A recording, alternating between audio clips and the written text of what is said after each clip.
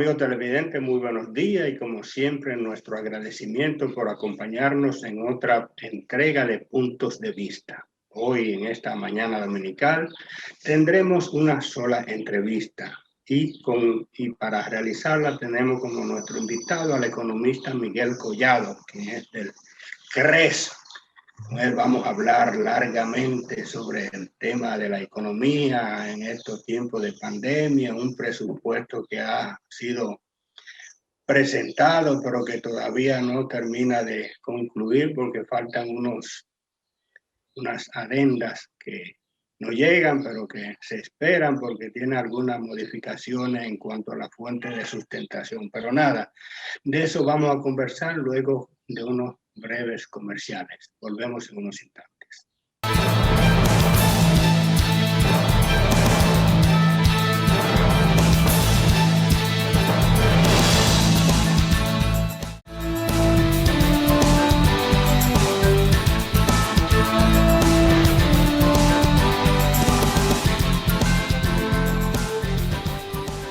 Don Miguel Collado, buenos días y bienvenido a su casi casa, porque usted es un invitado de honor en este programa Punto de Vista, básicamente en la sección Palpitar Económico, pero hoy tendremos el tiempo completo para hablar de la economía. Como dije en la introducción, me gustaría que nos hiciera un análisis, por ejemplo, de esa propuesta de las cifras macro, porque los detalles no los tenemos, me imagino que aparecerán con la adenda, porque hay algunos cambios, pero esas cifras, las cifras macro del presupuesto para el 2021, si son reales, posibles de materializarse, tomando en cuenta varios factores, como que estamos en una economía prácticamente deprimida, pero no solo la de aquí, sino en el contexto internacional. ¿Qué han estudiado ustedes en la CRES? Mira, el presupuesto del 2021, como dices, introducido, viendo solamente los grandes números y ahora mismo olvidándonos de la intención de una reforma tributaria que se trató de introducir junto con el presupuesto, digo reforma, en el sentido de que iban a afectarse muchos tributos y eso es lo que estamos esperando básicamente por la adenda en ese sentido. Pero viendo los números que uno entiende se mantendrían de los ingresos fiscales, solamente la composición de cómo se obtendrían y el gasto público, verdaderamente es retador su cumplimiento en el sentido de que la proyección para 2020, para este año que estamos finalizando, es de oficiales un déficit de unos 9.3% del Producto Interno Bruto. Nosotros estimamos que sí, que podría ir un poquito por ahí, un poquito más, tal vez 9.4%. Y la perspectiva para 2021 es de que ese déficit de 9.3 sea reducido a 3% del Producto Interno Bruto. Nosotros entendemos que podría ser un poquito más, unos 3.3%. Estamos hablando de 418.000 millones de pesos en este año de déficit a las cifras oficiales dadas en el presupuesto a 145.000. Hay un reto importante en mantener el gasto público dentro de esos niveles. Eso es lo que podría controlar efectivamente las autoridades. Cuánto deciden efectivamente desembolsar y cumplir en consecuencia con las apropiaciones que en su debido momento, cuando se apruebe el presupuesto y se promulgue, le autorice el Congreso, cuando ya se convierta esto en ley. Eso es lo que debería tener control las autoridades como el principal componente del presupuesto. Ahora está la parte de los ingresos, que es una incertidumbre. Y por eso decía que es lo que toca lo que estaría tocado por la adenda, principalmente. La modificación que se hace a todos los impuestos que se trataron de introducir con la versión original, pero también hay una interrogante importante y es que hay unos más de 87 mil millones de pesos dentro de ese presupuesto de ingresos que están relacionados con venta del Estado. Y eso todavía, que es una proyección, todavía no es definitiva en el sentido de que en el mismo presupuesto dice que está sujeto a cambios y obviamente a la aprobación del Congreso, de la intención de esos activos que no se da detalles. Hay algunos que se supone que vienen del sector de FOMPER, pero no se especifica cuáles serían estos activos. Y estamos hablando que de ingresos de 746 mil millones que están proyectados, más de 87 mil millones, es una cifra considerable solamente. Son como 1.500 en dólares, como 1.500 millones de dólares más o menos. Más o menos, sí. Parecido por ahí. Sí, tal vez un poquito como más. es una cifra, como tú lo dices, un poco hasta llama mucho la atención, porque qué volumen, qué activos tiene el Estado que puedan de fácil realización y que aporten esa cosa. Bueno, sería Punta Catalina o las ejes, por ejemplo, porque el Estado es dueño de la mitad de las dos ejes, eje Itabo y eje Jaina, por ejemplo. Jaina, sí, es correcto. Sí, tu apreciación es correcta en el sentido de por dónde podrían venir esa venta de activos. Como dije, sí especifica del sector eléctrico, aunque no da detalles, pero bueno, como tienes razón en uno poder imaginarse que podrían ser activos de ese tipo. Sin embargo, todavía está esa incertidumbre en cuanto a necesita la autorización del Congreso también y ponerle no solamente nombre y apellido, sino la valoración correcta, la valoración que todavía en el mismo documento dice que está por determinarse, dicho en otras palabras. Entonces, eso es un elemento importante. El otro que estamos esperando, aunque ya se ha anunciado, es básicamente verlo formalmente, la sustitución de aquella serie de figuras impositivas, como mencioné, que se querían introducir en el presupuesto, que eran algunas 3, 4, algunas 6 más o menos, algunas muy distorsionadoras verdaderamente. Si nos ponemos a recordar la aplicación de un recargo a las operaciones de moneda extranjera en tarjetas de crédito, el impuesto a las ganancias extraordinarias de 8%, lo de la suspensión de la exención de los salarios. Salario de Navidad.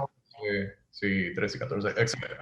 Bueno, el punto es que ahora mismo se ha sustituido, se anunció que se sustituirá por adelantos de Barrigol y por adelantos también de unos 20 mil millones de pesos del sistema de los agentes de intermediación financiera. Que eso es algo un poquito delicado en esta situación, como lo era también el tema del impuesto de un 1% que se estaba contemplando también a los activos financieros netos del mismo sistema financiero. Y lo digo y debo decirlo siempre, y es el hecho de que la situación actual pone en una situación, vamos, una condición de una cierta debilidad de los flujos de caja de tanto hogares como empresas. Es lógico, los ingresos están disminuyendo, Hay empresas que han cerrado, empresas que están en una débil posición y bueno, hay que tener cuidado en este sentido de ponerle este adelanto de estos 20.000 millones a un sistema, al sistema de intermediación que definitivamente por esa condición que acabo de mencionar, aunque su solidez está a la vista, pero sin embargo la situación económica es cambiante, está cambiando por lo que acabo de describir. O sea, de verdad que ahí hay que tener cuidado en hacer ese tipo de políticas públicas. Porque es lo que se hace porque se debilitan futuras recaudaciones, porque si tú estás adelantando cuando toque la ejecución de ese cobro, entonces habrá una disminución. Entonces tú estás como posponiendo la merma recaudatoria. Eso desde el punto de vista del recaudador, pero a uno lo que le debería interesar más es el punto de vista del sujeto. Contribuyente. Exactamente. El sujeto pasivo en este caso es los agentes del sistema financiero, pues van a tener que sacar ese dinero para adelantarlo. Es un adelanto que tendrían que hacer. Tú buscar ese dinero ahora para adelantar de impuestos futuros. Entonces, obviamente, a cualquiera le debilita su flujo de efectivo el tener que hacer eso. Y a eso es lo que me refiero, a que no debiéramos estar haciendo operaciones de ese tipo en las finanzas públicas con ningún sector ahora mismo, que no, de verdad que no estoy de acuerdo por el tema que te decía de ahora mismo el problema principal es la generación de flujo de efectivo, de poderte mantener con la liquidez, la solvencia que tú tenías antes. Me refiero a todos los agentes económicos. Lo estamos viendo en empresas que han cerrado, en empresas que han despedido a personal, empresas que tienen ahora mismo suspendido personal, y eso afecta a los hogares también. Entonces, eso hay que ver ese tipo de situaciones que prevalecen en la economía, fruto de todas las medidas que se han tomado, fruto de lo que está sucediendo en el sector externo, del cual dependemos mucho, principalmente del turismo, para tomar medidas de ese tipo. Es un comentario que quería hacer por la debilidad que uno ve en la economía, dadas las condiciones que están prevaleciendo. A menos, yo siempre aprovecho para discutirlo, cómo nos recuperemos en la medida en que se hagan reformas estructurales que puedan fortalecer efectivamente el sistema o el ambiente de negocios de República Dominicana, reducir costos y aumentar la competitividad. ¿Tú crees que el escenario ahora es propicio para hablar de hacer reforma? Porque generalmente uno entiende la reforma, aunque no necesaria, esa no es el centro, pero diríamos que sí la tradición. Cuando uno habla de reforma es de crear nuevos impuestos, no de...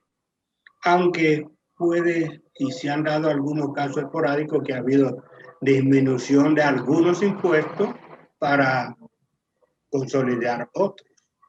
Yo te diría que si República Dominicana ha tenido una oportunidad de hacer reformas en los últimos años, de hecho, la intención era lo importante anteriormente, la voluntad de hacerlo. Ahora es la realidad la que se impone.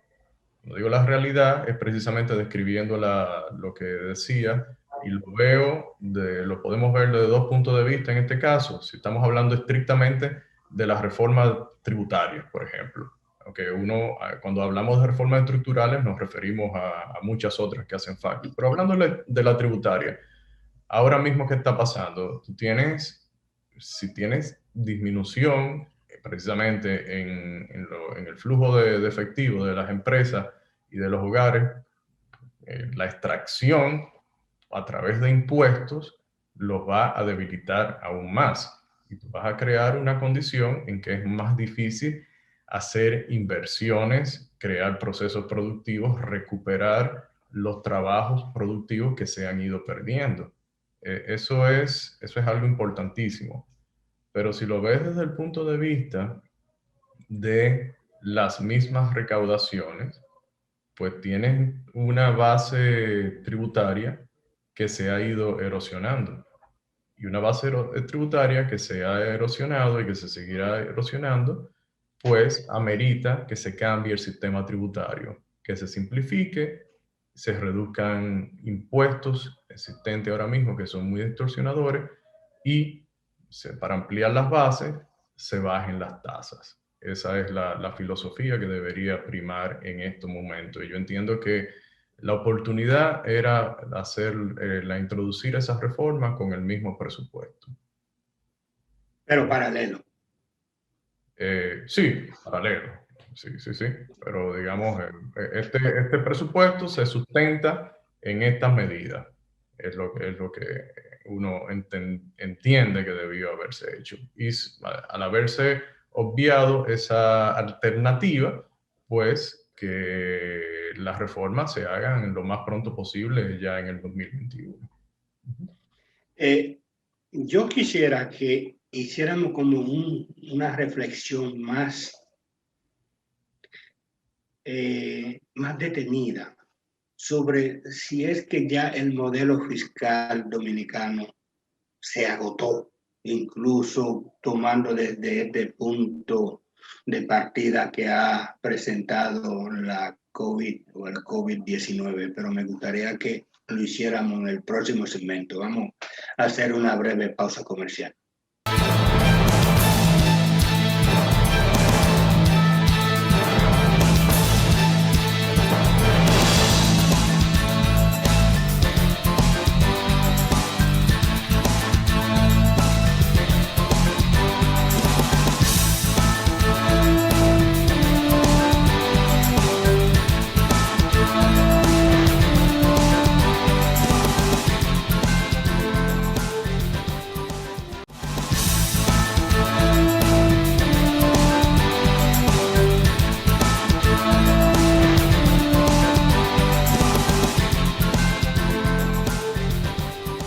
Continuamos la conversación con el economista Miguel Collado de la CRES. Yo te decía en el segmento anterior, y lo dejé casi como una pregunta en el aire, sobre si es que ya tenemos un sistema fiscal agotado por la parte tributaria para sustentar el componente del gasto. O sea, estamos viendo que cada año, en los últimos 8 o 10, no sé, que se están sometiendo proyectos de presupuesto con déficit originalmente concebido. O sea, no hay una sola propuesta en la que por lo menos se haya previsto de antemano un equilibrio y que si el déficit se produzca por el camino por situaciones adversas como la que se está presentando ahora, que de un 2.7, 2.8 que se previó, que yo creo que era más bajo de lo que en realidad iba a ser, pero que ahora va a terminar. Bueno, todavía no sabemos cuánto, pero sí, probablemente. Sí. Más de 3 veces eso que se previó. Exacto. Mucho más. Entonces, es que no hay forma ya se agotó ese modelo ya.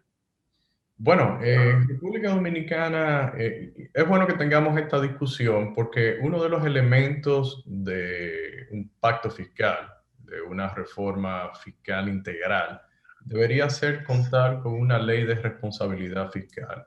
Mira, aquí es bueno que nos remontemos a la década de los 90, principio de los años 2000, cuando sí se hacían presupuestos que tú dices no se prevía de antemano que iban a ser deficitarios y se trataba de cumplir, y en muchas ocasiones, sobre todo en los 90, tuvimos superávit fiscales, déficit manejables de 0.5, 0.6 del producto como porcentaje del Producto Interno Bruto.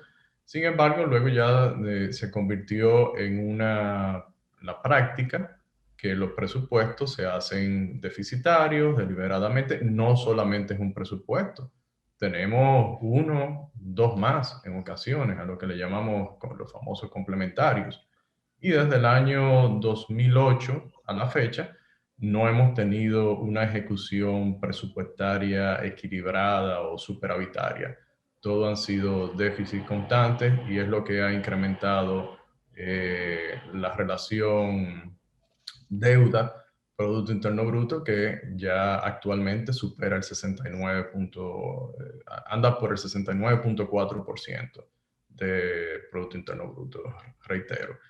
Y por otro lado, tienes una relación de gasto de intereses como porcentaje del Producto Interno Bruto de superior al 31%. Es decir, y esto es muy importante que lo tengamos en cuenta, porque las calificadoras de riesgo ya están empleando en sus evaluaciones esta métrica. Lo han hecho ya en este año. Ha salido, por ejemplo, cuando Moody's revisó a Panamá recientemente, lo destacó. La relación, de nuevo, gasto de intereses como porcentaje de los ingresos tributarios es muy importante, y esto con un 31% refleja el deterioro en la finanza pública. Entonces, ¿qué hace falta? Por un lado, necesitamos reglas fiscales, independientemente de lo que se haga en lo tributario, que sí, pues debemos hablar de ese tema, que sí, que está el modelo, es que el modelo fue pervertido, por decirlo de alguna forma, porque en los años 90, la República Dominicana redujo su tasa de impuestos sobre la renta a 25%, primero llevó de 46 a 30 y en 3 años a 25%. Los países más ricos del mundo andaban con tasas superiores al 40 y tanto por ciento. Los países más ricos en términos de que tienen una mejor estructura de sus instituciones, del mismo sistema económico. Y hoy en día, esos países, los que están agrupados en la OCDE, por ejemplo, tienen una tasa de 21.5% en promedio de impuestos sobre la renta corporativa. República Dominicana tiene una tasa de 27.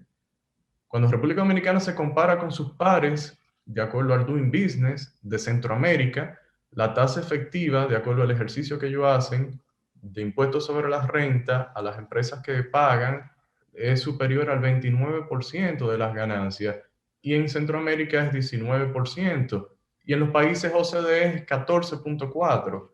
Entonces tú tienes una distorsión muy grande para la competitividad y un incentivo para la evasión, la elusión y la informalidad.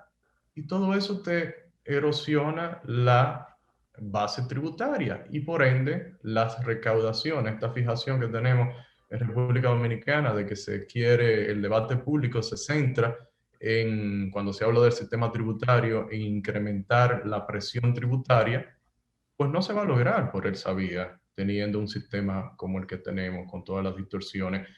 Y no solamente por ahí, tú necesitas 300 y tantas horas al año para poder cumplir con las obligaciones tributarias, que son 159 horas más en promedio que los países OCDE.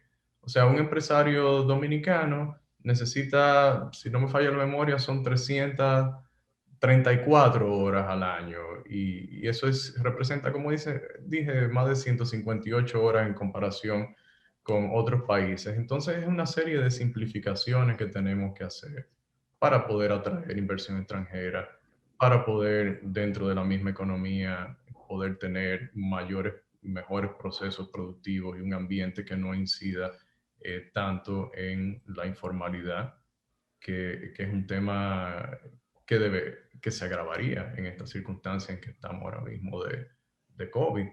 Y la informalidad es contratación, no solamente el establecimiento de empresas al margen de la legislación, contratación de personal informalmente dentro de las mismas empresas formales, eso implica contrabando, eso implica falsificaciones, etcétera. Entonces, resumiendo, necesitamos el componente de una ley de responsabilidad fiscal con reglas fiscales que nos lleven a la disciplina fiscal que tuvimos en un momento atrás y también un sistema tributario más sencillo, menos oneroso. Parecería entonces que estamos combinados como país al pacto fiscal, que sería el escenario, diría yo, ideal o propicio para discutir ese tipo de transformaciones y de reformas que se requieren. Sí, es que como te digo, hay que insistir en esto. Si lo estuvimos evitando en una ocasión, no se tuvo la voluntad de hacerlo, en estas circunstancias ya es la misma realidad que se impone a que tengamos un pacto fiscal con estas características. Pero se ha puesto, aunque es un mandato de la Estrategia Nacional de Desarrollo, que ha quedado muy rezagado, por cierto, porque esa ley, la estrategia es del 2012. Y ella incluso hablaba que en un periodo, me parece, si no recuerdo, como de un año máximo, que debía abocarse a esa discusión, pero también... 3 años, 3 años. No. 3 años, ok. Sí. O sea, al 15, bueno, pero del 15 al 20 ya hay 5. ya hay 5, más de un periodo constitucional ya. Y también se puso como una condición que no sé si era, no, ahora no recuerdo si era propio de la misma ley de la Estrategia Nacional de Desarrollo, pero que previo había que discutirse el pacto eléctrico porque habían situaciones fiscales, o sea, por el tema de los subsidios, pero entonces se inició el otro, se suspendió, quedó en un limbo y mucho menos arrancar el siguiente. Entonces, hemos estado quedando como muy condicionados y mientras tanto, ya eso es una opinión mía, los distintos gobiernos se han acomodado a lo más fácil, que es coger prestado, aunque eso tiene... Es así. Tú tienes razón. La condición, ha habido algo, y es una realidad, que la condición en el mundo en cuanto a las facilidades crediticias y al costo de las mismas, ha cambiado a partir de la crisis financiera de 2007-2008, con las inyecciones masivas de lo que le llamaban en inglés, o se llama en inglés, porque todavía ahora se ha grabado el quantitative easing, esas inyecciones en Estados Unidos de la Fed, aumentando sus activos, incrementando la base monetaria y manteniendo las tasas a niveles cercanos a cero, la tasa de referencia, la tasa de política monetaria. Y eso ha llevado a que sea más fácil obtener endeudamiento, obtener crédito a nivel internacional, definitivamente. Pero a la larga hay que pagar eso. A la larga, o sea, y cuando digo a la larga, es que, bueno, tú podrás estar tomando financiamiento, pero ya mencionaba anteriormente, hace un momentito, ya la relación deuda-PIB de República Dominicana es superior al 69%, cuando en el 2019 era apenas 53%. Me refiero a la consolidada, con la deuda del Banco Central, que debe verse en conjunto. Y como decía, la preocupación de cuánto es el peso de el pago de intereses como porcentaje de los ingresos tributarios, que ya supera el 31%. El año que viene puede bajar, de hecho va a bajar, pero todavía se mantendrá cercano al 30%. Y eso preocupa, de verdad que preocupa. Es una situación que debemos ir cambiando cuanto antes. ¿Qué indicadores tú manejas que cree que va a bajar el próximo año? No, es simplemente la proyección de cuánto está previsto el pago de intereses y cómo los ingresos tributarios serán un poco más altos, eh, lo serían naturalmente por la menor contracción que tendrá la economía el año próximo. Eso te lleva a que esa razón disminuya. Sí, sí, pero básicamente vendrá por la base impositiva, la recuperación. Cuando yo digo recuperación me refiero a que la economía se va a contraer menos, porque todavía el año que viene tendremos una contracción. Bueno, Crecimiento negativo. tendremos crecimiento, pero la economía todavía, para alcanzar el nivel que teníamos en el 2019, el nivel del PIB, en términos reales, tendremos que esperar al 2022. Todavía en el 2021 no alcanzaremos el mismo nivel de 2019. Es nuestra proyección. Es así. Incluso creo que en una revaluación presupuestal, creo que se hace alguna proyección similar de esa en uno de los presupuestos complementarios. No sé si en el de junio o en el de septiembre, porque son dos. Ahora, sí. Que prevalece es el último, obviamente. Bueno, pero ya la cifra en ese prevía una contracción de la economía para este año 2020 de 4%, o sea, menos 4% el crecimiento, ya fue revisado menos 6%. Todavía sí se mantienen unas proyecciones de crecimiento superiores al 5% en el Producto Interno Bruto del año que viene. Obviamente, cuando tú tienes una caída tan grande, un crecimiento de 5% podría ser alcanzable. El ejemplo es si tú produjiste 100 neveras en el 2019 y te baja a 80 en el 2020, producir 90 en el 2021 no es difícil, pero todavía no, con esas 90 no llega a las 100 que produjiste en el 19. O sea que sí vas a tener un crecimiento con relación a la caída en el 20, pero todavía no vas a llegar necesariamente al nivel que estaba previo a la pandemia. Esa es la idea. Y esa experiencia que teníamos de, por lo menos, casi una década de promediando alrededor del 5 a 5.5, eso, ¿tú crees que cuándo podríamos volver a esos niveles? Sí. Bueno, aquí yo creo que tendremos que dedicarle tal vez el segmento próximo un tiempito a la recuperación económica y hablar del sector turismo, que es muy importante en esa recuperación. Sí. Bueno, pues vamos a hacer la pausa para que entremos al tercer segmento, tercer y último segmento, e incluso toquemos esa parte, porque el panorama parece que luce a veces muy confuso, tomando en cuenta que no solo dependen de las decisiones internas.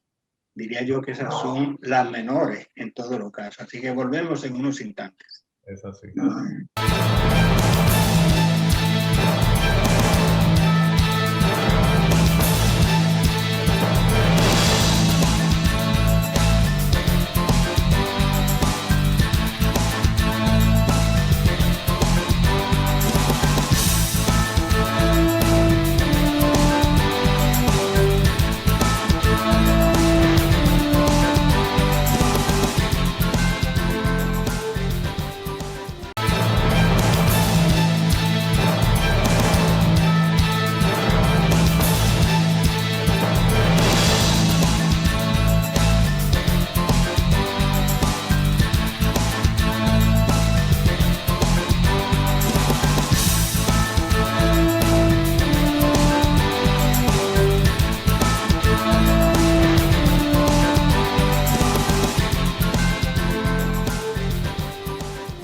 Continuamos la entrevista, la conversación con el economista Miguel Collado. Ya en el segmento anterior dejamos prácticamente la mesa servida sobre el tema para esta última parte de la entrevista, y es la recuperación de la economía con muchos de los actores más dinámicos todavía en un profundo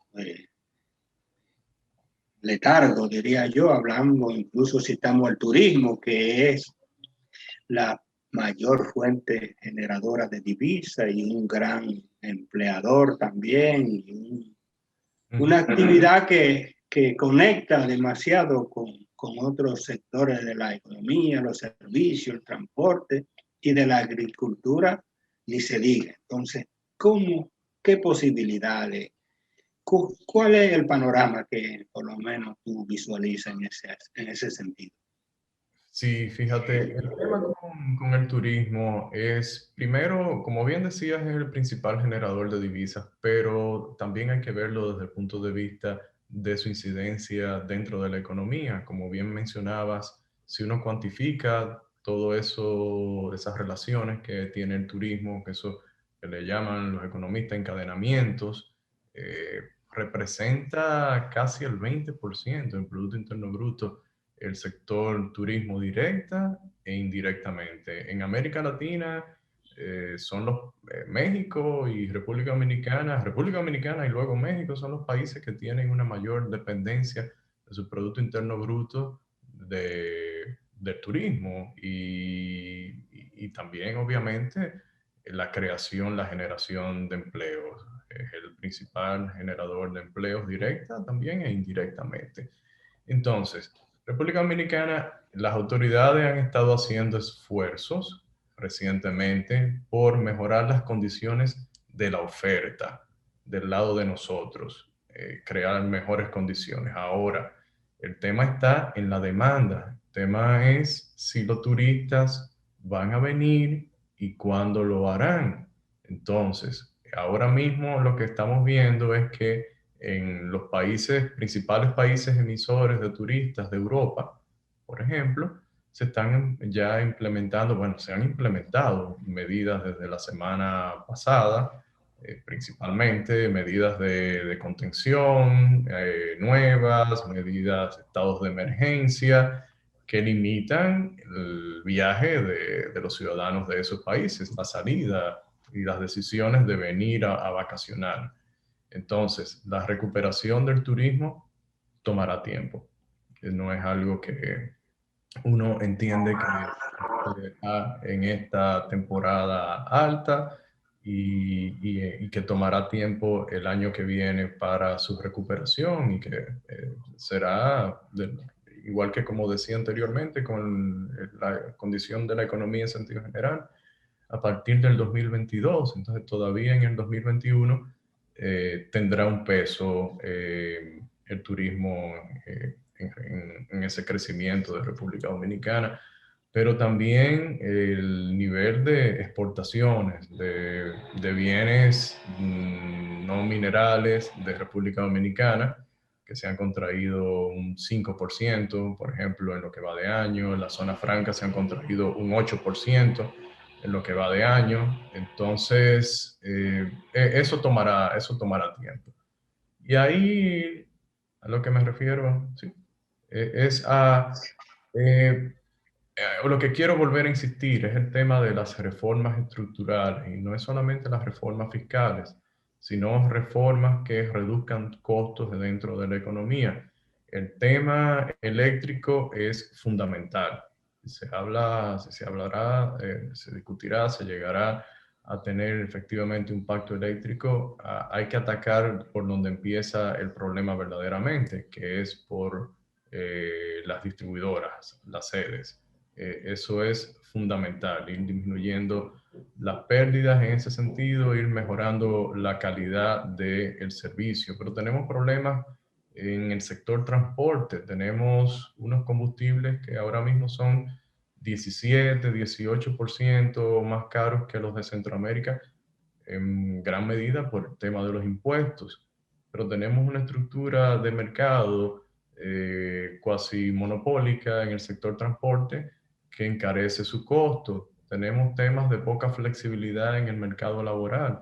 Mira cómo Estados Unidos ya ha recuperado prácticamente más de la mitad de sus empleos que había perdido durante la pandemia, lo rápido que se ha disminuido la tasa de desempleo, por ponerte un ejemplo, de un mercado laboral bastante flexible como es el norteamericano, que puede generar empleo fácilmente. Nosotros debemos acercarnos ahí y a reducir los costos laborales no salariales y los temas de... Hay muchos otros, tal vez esos sean algunos neurálgicos para el tema de competitividad, pero en los relacionados con la permisología, como se le llama, el tema de la burocracia, para uno, un emprendedor poder establecer un negocio, hacer los trámites para exportar, para importar, para obtener permisos de construcción, etcétera. Todo eso y muchas cosas más debemos mejorar en República Dominicana lo más pronto posible. Pero yo creo que la clave es reducir los costos internos de la economía y hacernos más competitivos para poder exportar más y poder competir nuestras empresas también con las importaciones que vienen de fuera. Sí. Y desde el lado de las inversiones, básicamente, sean privadas o públicas, ¿qué pudiera ser un, un apalancamiento? El tema de la alianza público-privada pudiera ser, o Sí, necesita algo. bueno, lo que mencionaba anteriormente te crea un mejor clima de inversión, te crea un clima de inversión más propicio a las inversiones extranjeras directas y a las mismas inversiones de los locales. Ahora, si hablamos ya de proyectos, sí, las alianzas público-privadas deben ser una alternativa que, si la intención de estas autoridades es explotarlas, en el sentido de sacarle el mejor provecho a las mismas, pues es una oportunidad ahora de tratar de enfocar en precisamente crear las mejores condiciones para que eso suceda. Ahora, ahí hay que decir que las mejores condiciones no, hay que aclarar que uno no aboga por, digamos, que el Estado asuma riesgos, que es el privado que debe asumirlo, porque precisamente una de las bondades que tienen las alianzas público-privadas es precisamente que el público transfiere riesgos al privado y no los asume el Estado y digamos que con endeudamiento, con facilidades especiales, con ciertas garantías. Eso debe evitarse, que ha sido algunas experiencias que hemos tenido han, han tenido algunos elementos de ese tipo. Entonces, de nuevo, sí, son provechosas, debemos sacarle la mayor ventaja, sobre todo en esta situación, pero teniendo en cuenta que el riesgo debe asumirlo el privado. Claro, creándole las mejores condiciones posibles y en eso insistimos por las reformas estructurales para inversión en el país. O sea, indudablemente que no podemos avanzar, según yo interpreto de tus análisis, en el esquema que está. Si no hay reformas que le den cierta holgura, diría yo, que despejen de esta maraña en que estamos, en que déficit más grande, pero hay que buscar prestado, pero lo que se presta hay que pagarlo y a veces buscar prestado para pagar parte de lo que hay que pagar, como que si no salimos de esa trampa, ¿no? Pues es como una trampa fiscal que estaríamos metidos. Sí, es un problema que acarreamos desde hace tiempo y lo tenemos por el lado fiscal, lo tenemos por el lado de la competitividad. O sea, no es de ahora. Ahora lo que ha hecho toda esta situación es acentuar el tema fiscal y acentuar la necesidad por la disminución en los procesos productivos que se ha generado, los despidos, por consiguiente menores ingresos, de tener reformas estructurales que mejoren el clima de negocio, que mejoren las condiciones de invertir en República Dominicana, que reduzcan los costos de vivir y hacer negocios en el país. Entonces, es una combinación de reformas para atacar la parte fiscal y ponernos en mejores condiciones que las que estábamos anteriormente, porque nadie sabe qué pudiera venir en el futuro. Ahora mismo tenemos esta pandemia, Dios no lo quiera que tengamos un fenómeno natural considerable que nos afecte en el futuro. Entonces, hay que ir creando las condiciones que no existían previamente. Uno dice, bueno, nadie previó que esto podía suceder, pero sí pudimos haber estado en una mejor posición fiscal para enfrentar un evento como el que estamos atravesando ahora mismo. Y eso es lo que queremos evitar, que las finanzas públicas sigan dependiendo en la medida que lo han hecho del endeudamiento y se pueda incluso en la ley de reforma, perdón, en la ley de responsabilidad fiscal que está en el Congreso, que ha elaborado el CRES junto con FINJUS, contempla un fondo soberano, un fondo de estabilidad fiscal, un fondo que se usarían sus recursos en situaciones como la que nos encontramos ahora mismo. Y como tú decías en un segmento anterior, bueno, antes teníamos déficit en situaciones inevitables. Y eso está contemplado en esa ley. Si tú puedes prever, efectivamente, vas a tener una reducción en los ingresos por una eventualidad, pues sales por un momento de las reglas, digamos que es una forma del Congreso darle una dispensa al Ejecutivo, mantener su presupuesto equilibrado, y bueno, el mismo fondo te podría ayudar en esa transición de esos 3 años que se contemplan en la ley. O sea que definitivamente necesitamos avanzar en ese sentido. Y yo creo que cito de nuevo ese instrumento que ya lo tenemos en el Congreso de la República Dominicana. Miguel, yo me gustaría como retomar, ya nos quedan apenas unos 3 minutos, el tema de la oportunidad que tú citabas al principio, porque pareció que era una oportunidad que no era la intención, pero quizás el momento, cuando hablaba del proyecto que se presentó, que tenía cierta figura, que crearon un alboroto y al final hubo que anunciar el retiro, porque formalmente la adenda no ha llegado al Congreso todavía, pero bueno, ya se anunció que se iba a hacer. Y es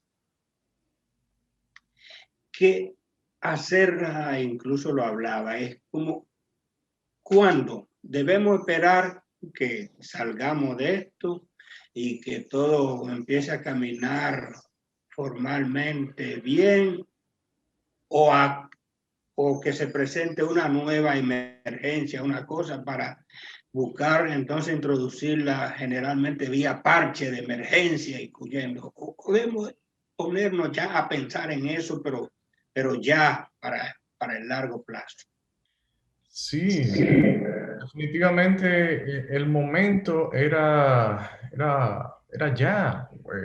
Cuando se introdujo el presupuesto, hacer concomitantemente con esa ley de presupuesto las reformas necesarias, la de ley de responsabilidad fiscal, la de reforma al Código Tributario, desde el CRES, tenemos desde hace años.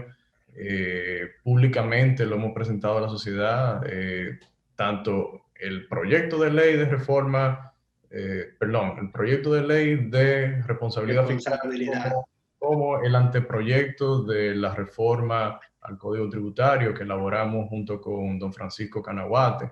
Entonces, yo no entiendo que no, insisto en que las circunstancias indican que las reformas deben hacerse cuanto antes y no debemos esperar a que la situación en un futuro pudiera agravarse y ¿qué es lo que deseamos? Salir lo más pronto posible de la circunstancia en la que estamos. Y yo estoy totalmente convencido, así como en los 90 tuvimos un crecimiento sano, reducción de pobreza, creación de empleo, con reformas estructurales en República Dominicana. La misma experiencia de República Dominicana no es importada, no es de otro país, es algo similar. Y el Código Tributario que proponemos es recuperar el espíritu del original, del 1992.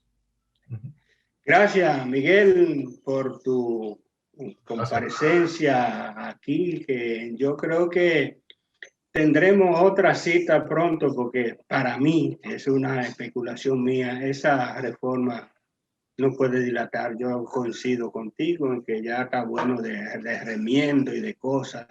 Y la situación no es que está tan bonita como para ir y dejar un laissez-faire así, tan cosa. Así que yo creo que volveremos a juntarnos por acá y nuevamente gracias. A las órdenes. Y a ustedes, amigos televidentes, como siempre, la cita para el próximo domingo en otros puntos de vista. Hasta entonces.